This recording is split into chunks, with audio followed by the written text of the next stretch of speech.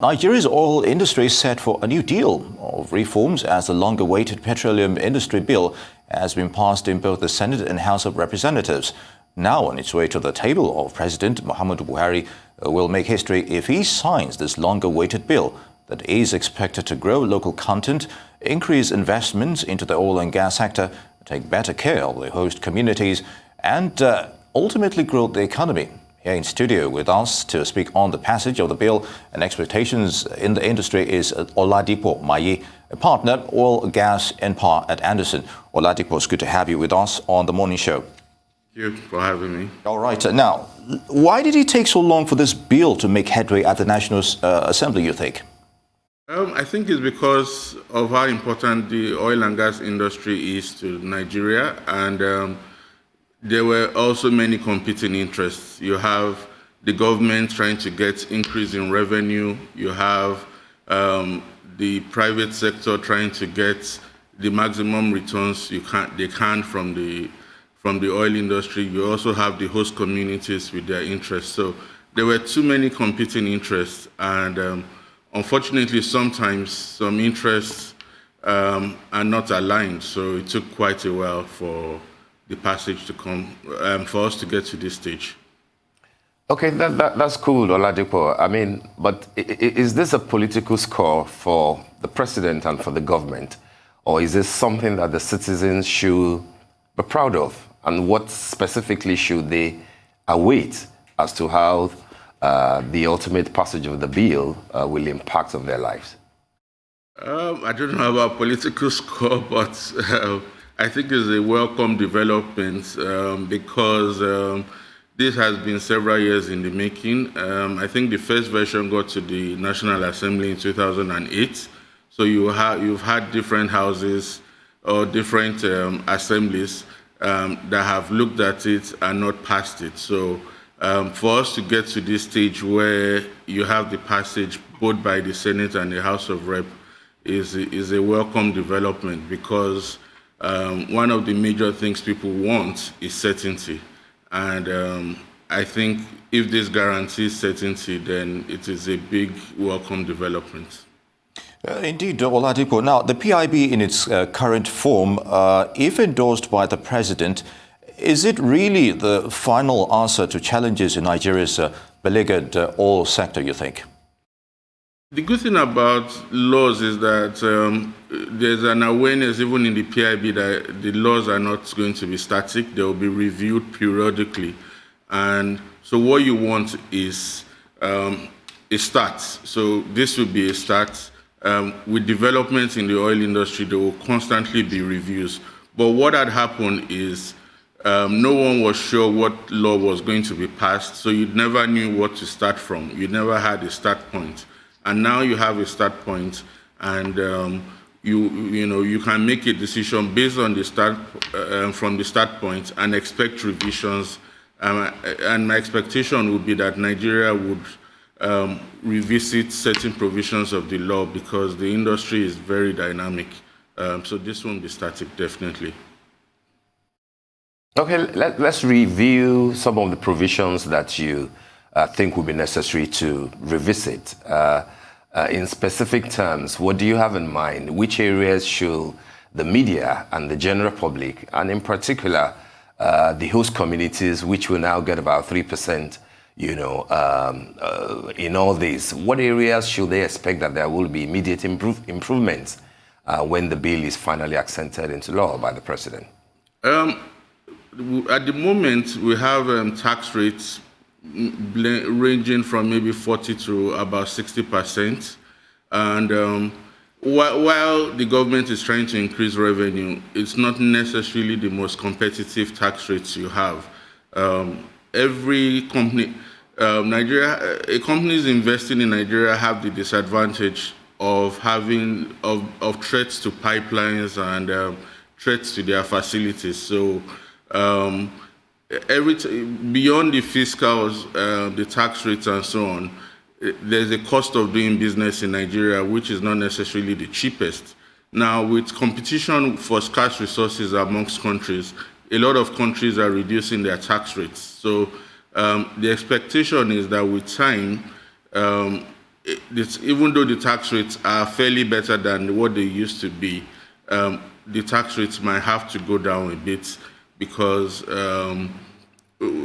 operating in Nigeria is not exactly the same as operating in other parts of the world. So you have to have an additional incentive to operate in Nigeria, given how challenging the environment is. And regarding the host communities, at the moment, the Senate and the House of Rep have two different rates for what the contributions to the Petroleum Host Communities Fund should be. So the expectation is that we are going to have a blended rate, a rate acceptable to both parties, both houses, that is the Senate and the House of Rep, and that the president will accept this. And hopefully it brings about development. If it is not in the long term, then we would expect a revision to what the rate is at the moment. So I think those are the two big challenges. A third one is setting provisions of the PIB regarding, those are the tax provisions. For instance, a cost price ratio of 65%, meaning if I've incurred costs, I can only deduct 65% of that. A lot of companies will feel that that is unfair. So there will be expectations that there will be a revision to some of these minor provisions, especially on the fiscals. Indeed, Oladipo, interesting you should mention the peculiar nature of doing best in the oil and gas industry in Nigeria. Now, looking at specifics here, if the future and current Nigerian presidents retain the oil minister portfolio, what impact would it have on implementing the features of the PIB if and when it is assented to? A lot of work is going to be is really not done by the minister. There will be the upstream commission and different commissions, which are an offshoot of the DPR and the Nigerian National Petroleum Corporation. So the expectation is that as long as these government parastatals are properly set up and are properly manned by the best people we can get, that it will be smooth sailing and the implementation of the PIB should not suffer any hitches. All right, Oladipo, I would like you to take this just briefly before we go on the break. We have right about within a window of 2 minutes. Let's talk about the issue of transparency and accountability, which PIB seeks to address, among others. So what role will NNPC, of course, which is also a major stake player in this game, especially having come under public scrutiny recently regarding its expenditures and making public its finances? So what do you make of that scenario? Briefly, please. Okay, the PIB speaks to that because NNPC is expected to be become a commercial entity and with shares owned by Nigerians. And once you have Nigerians owning the shares, there will be shareholder forums, there will be an audit committee, there will be an expectation of audited financial statements, and there would also be dividends. So the Nigerian government and shareholders will be expecting dividends. So it won't be the case where the government can wake up and fire the group managing director when they feel like you would have to answer to the shareholders. And because you are answering to the shareholders, there will be a lot more focus on the transactions that go on within NNPC, and then you would have quality external auditors looking at the books and checking every major transaction. And then there will be what I would perceive to be greater internal controls within what will now be known as NNPC Limited, which would be a good start to transparency and accountability. Indeed, Oladipo, yeah, it's good to have you on that, but I'd like you to hold your thoughts on those issues. We'll be right back after this break. Stay with us, you're still on The Morning Show.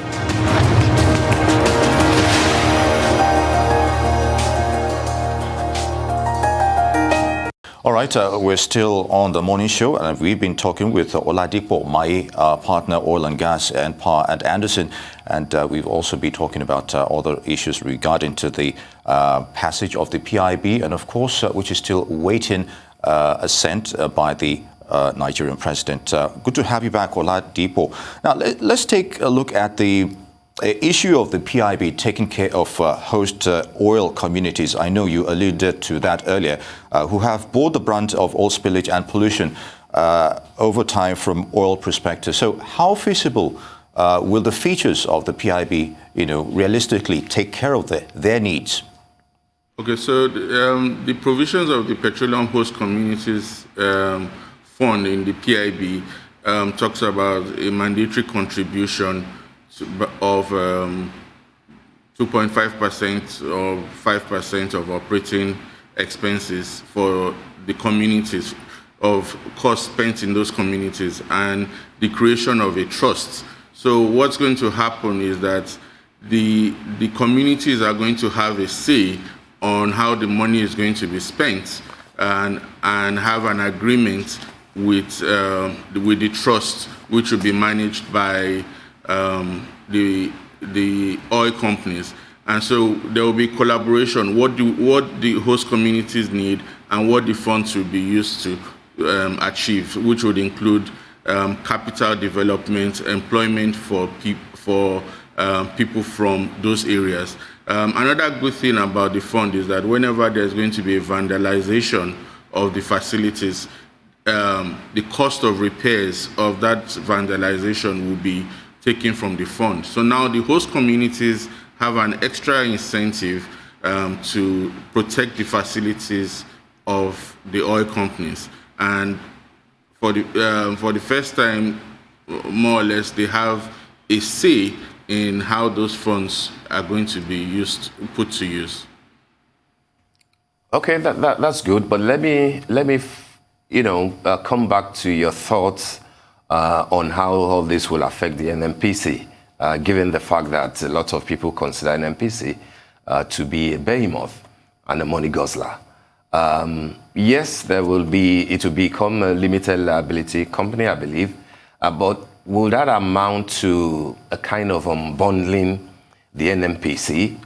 And how, in specific ways, will accountability be ensured, given the fact that this is coming at a time that the federal government, through the NNPC, I believe, is going to be investing some huge amounts of money in the Dangote refinery? How will the PIB law, as it's been passed now, get the NNPC to do a lot more and be a lot more accountable, to the Nigerian people? Okay, so one of the things the PIB talks about will be what is called incorporated joint ventures. So the current joint ventures will be converted at some point into what is called incorporated joint ventures. So NNPC would not be the master, so to put it that way. NNPC will just be one of the shareholders. And if the model is run properly, NNPC will probably be, let's say, 49% shareholder, while the other participants will be 51%, will own 51% of the shares. We already have a similar model working with LLNG, and we know how successful that has been. So where the issues we've had with the joint ventures, where there are delays with cash calls, because what happens is NNPC, being the largest participant in the joint ventures, has to request for funds from the government. By being a limited liability company or an incorporated joint venture, the IJVs will go out and borrow money and to run the business. And once you borrow money, you have to run that business efficiently, because you have to pay back your loans. And you also have shareholders and other the shareholders and the other parties in the IJV looking at how you've managed the funds. Previously, you can run inefficiently and then call on the government that we need these funds, and then the government doesn't pay, and the joint venture parties are left with having to go and borrow the funds on behalf of NNPC. So with the incorporated joint venture, that's going to help. And also a focus of NNPC paying dividends. What that would mean is that even when the country needs money, the country has to wait for NNPC to declare whether or not it has a profit, because you only declare dividends from profits. At the moment, if there's a cash need, the government doesn't necessarily have to wait to find out whether there's a profit. The government can extract that money immediately. So now, running as a business, you have to be profitable, and the government will be paid dividends, and that is dependent on profit. So accountability is definitely going to go up under the PIB. Indeed. Hopefully the NNPC will follow through with all these provisions to ensure accountability, as you've alluded to. Now, let's talk about, from a general point of view, the world is shifting from heavy reliance on fossil fuel and, of course, embracing alternative energy with greater emphasis on that. So is Nigeria barely catching up with the introduction of this PIB at this point in time, or rather with its passage? Yes, it's a good point you've noted. The world is actually moving away from fossil fuels. So what we would say is that the PIB should have come a lot earlier, because there's a lag. You've taken a decision to develop an oil field. You don't get the oil that day. You have like a 5 to 10 year wait, and that's if you are successful, if you find oil at the end of the day. So it's a bit unfortunate that it's just now that we are coming up with the PIB, because it's more or less now people are going to be able to take reasonable decisions. And unfortunately, as the world moves away from fossil fuels, there will be different considerations in the minds of investors. So if you look at the PIB, even if the fiscals work, do I know whether I'll be able to sell my products? Do I know whether there will be demand for the oil at some point in time?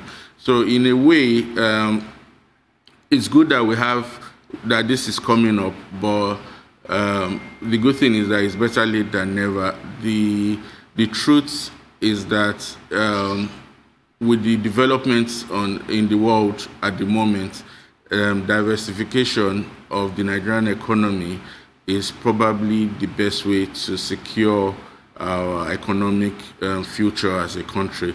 We can't continue to rely on oil, because even with the passage of the PIB, decisions on whether to invest or not would not be entirely dependent on Nigeria, but would be dependent on other factors beyond our control, like global demand, and if there is whatever climate action points the world comes up with. So we definitely need extra, but this is better late than never, to put it that way. Okay, thank you, Mr. Maiye, but let me just quickly ask you this. In all this, what is the position of the PIB in the whole concept of deregulation, and how will the gains trickle down while we are still stuck with oil, to the ordinary Nigerians? Yeah, so the PIB would be looking at, is focused on the NNPC and government running commercially viable entities.